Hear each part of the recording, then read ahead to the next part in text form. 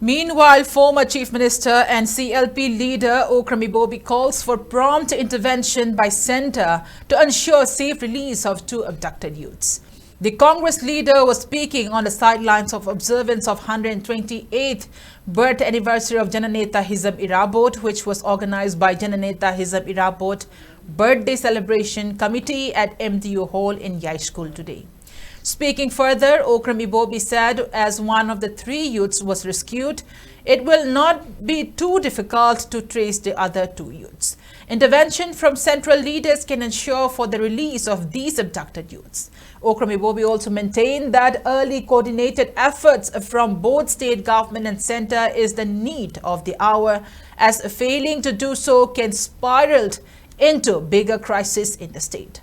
Commenting about Jananeta Hizam Irabot, Ibobi said, people can give a befitting tribute to Lamyan Hizam Irabot by working towards realization of ideals and teachings of the social reformer. He said, Manipur is fortunate to have had leaders like Jananeta Hizam Irabot. People paid floral tribute to portrait of Hizam Irabot during the program.